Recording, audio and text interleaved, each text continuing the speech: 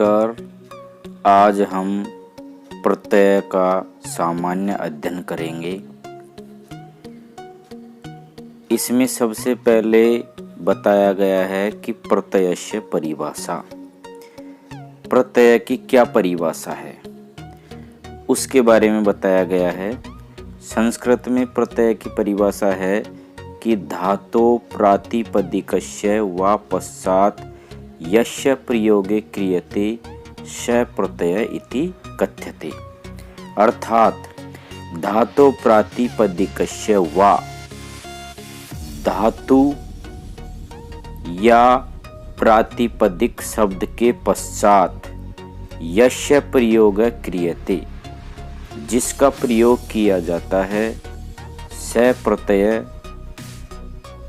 वह प्रत्यय इति कथ्यते कहलाता है।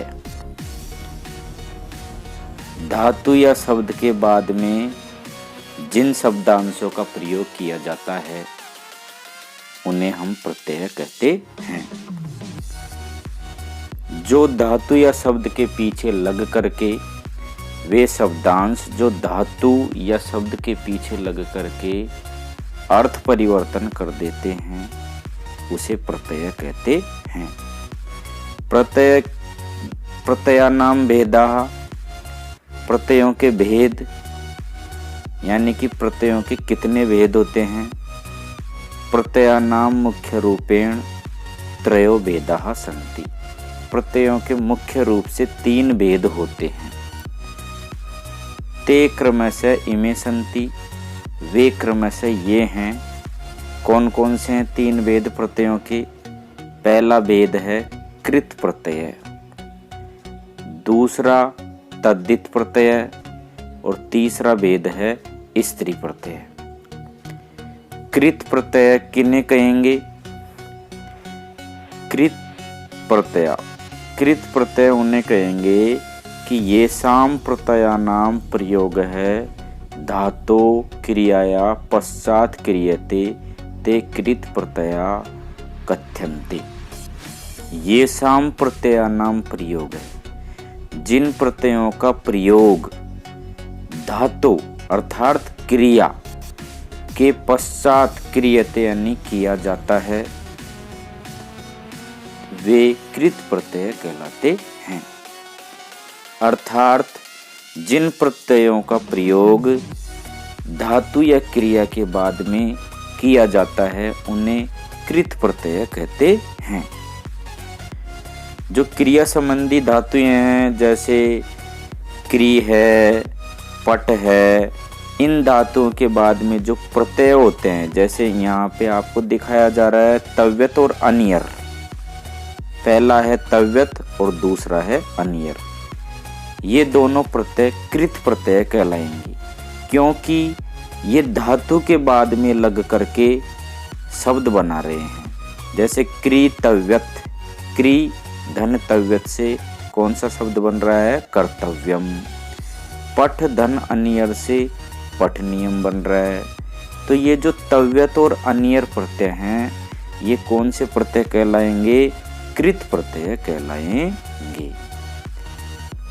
अगला दूसरा भेद है तद्धित प्रत्यय। दूसरा भेद है तद्धित प्रत्यय। तद्धित प्रत्यय किन्हें कहेंगे? जो शब्द के पश्चात लगते हैं उन्हें हम तद्धित प्रत्यय कहते हैं। इसकी परिभाषा दी गई है तद्धित प्रत्ययों की। ये साम प्रत्ययानाम प्रयोग है, जिन प्रत्ययों का प्रयोग संज्ञा सर्वनाम आदि शब्दानाम पश्चात, संज्ञा सर्वनाम आदि शब्दों के बाद में क्रियते किया जाता है, ते वे तद्धित प्रत्यय कथ्यन्ते, वे तद्धित प्रत्यय कहलाते हैं। यानी कि वे प्रत्यय जो संज्ञा सर्वनाम आदि शब्दों के बाद में उनका प्रयोग किया जाता है उन्हें हम तद्धित प्रत्यय कहते हैं। जैसे उदाहरण के तौर पे है अण, इयं और मतु। ये जो प्रत्यय हैं ये तद्धित प्रत्यय कहलाते हैं, क्योंकि ये प्रत्यय किन के बाद में लगते हैं? संज्ञा सर्वनाम आदि शब्दों के बाद में लगते हैं, इसलिए इन्हें तद्धित प्रत्यय कहते हैं। अब यहाँ पे जो शैव शब्द बना है वो शिव शब्द में अण प्रत्यय लगने से शैव शब्द का निर्माण हुआ है। ऐसे ही जो औपगवय शब्द का निर्माण हुआ है, उपगु शब्द के बाद में अण प्रत्यय लगने से औपगवय इस शब्द का निर्माण होता है। तीसरा शब्द है दासरथी। दासरथी शब्द का निर्माण दशरथ शब्द से हुआ है, जिसमें ईय प्रत्यय होने से दासरथी शब्द का निर्माण होता है। ऐसे ही धनवान जो शब्द है, इसका निर्माण धन शब्द में मतु प्रत्यय लगने से धनवान शब्द का निर्माण होता है। अर्थात इन उदाहरणों में शैवय, औपगवय, दासरथी, धनवान, इन शब्दों में शब्द के बाद में प्रत्यय लगने से ये जो अण, ईय और मतुप, ये प्रत्यय तद्धित प्रत्यय कहलाते हैं। ये सभी प्रत्यय शब्द के बाद में होने से इनको हम तद्धित प्रत्यय कहते हैं। अगला प्रत्यय है स्त्री प्रत्यय। प्रत्यय का तीसरा भेद है स्त्री प्रत्यय। स्त्री प्रत्यय से ही हमें ज्ञात हो रहा है कि इन्हें स्त्री प्रत्यय क्यों कहते हैं, क्योंकि ये पुल्लिंग शब्दों में लग करके और उनको स्त्रीलिंग में बदल देते हैं, इसलिए हम इन्हें स्त्री प्रत्यय कहते हैं। इसकी परिभाषा दी गई है कि ये साम प्रत्ययानाम प्रयोग है, जिन प्रत्ययों का प्रयोग पुल्लिंग शब्दों को स्त्रीलिंगे परिवर्तितुम, स्त्रीलिंग में परिवर्तन करने के लिए अर्थात बदलने के लिए क्रियते किया जाता है, ते वे स्त्री प्रत्यय कथ्यन्ते, वे स्त्री प्रत्यय कहे जाते हैं। अर्थात जिन प्रत्ययों का प्रयोग पुल्लिंग शब्दों को स्त्रीलिंग में बदलने के लिए किया जाता है, उन्हें स्त्री प्रत्यय कहते हैं। यानी कि पुल्लिंग शब्दों में स्त्री प्रत्यय लग करके उनको स्त्रीलिंग शब्द बना दिया जाता है, इसलिए इन्हें स्त्री प्रत्यय कहा जाता है। स्त्री प्रत्यय आपको दिखाया गया है गीप और टाप। ये जो प्रत्यय हैं पुल्लिंग शब्दों में लग करके इनसे स्त्रीलिंग वाले शब्दों का निर्माण हो रहा है, इसलिए गीप और टाप को हम स्त्री प्रत्यय कहेंगे।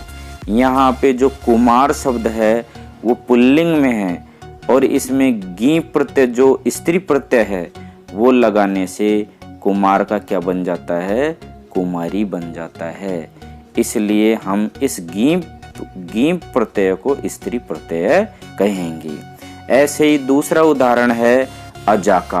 अजा में क्या है, अज शब्द पुल्लिंग है। अज शब्द क्या है, पुल्लिंग है। इसमें टाप प्रत्यय लगने से अर्थात इसमें टाप का अनुबंध लोप करने से इसमें से आ बचता है, तो अज में आ जोड़ेंगे तो अजा का निर्माण होगा। अर्थात जो टाप प्रत्यय है वो क्या है, स्त्री प्रत्यय कहा जाएगा। इस प्रकार से प्रत्ययों के 3 भेद होते हैं। पहला भेद है कृत प्रत्यय, जो धातु के बाद में लग करके शब्द बनाते हैं, इसलिए इन्हें हम कृत प्रत्यय कहते हैं, जैसे तव्यत और अनियर। फिर है दूसरा भेद है तद्धित प्रत्यय। ये क्या करते हैं कि संज्ञा सर्वनाम आदि के बाद में लगते हैं, इसलिए हम इन्हें तद्धित प्रत्यय कहते हैं। और प्रत्यय का तीसरा भेद है स्त्री प्रत्यय। ये पुल्लिंग शब्दों को स्त्रीलिंग शब्द कर देते हैं, इसलिए हम इन्हें स्त्री प्रत्यय कहते हैं।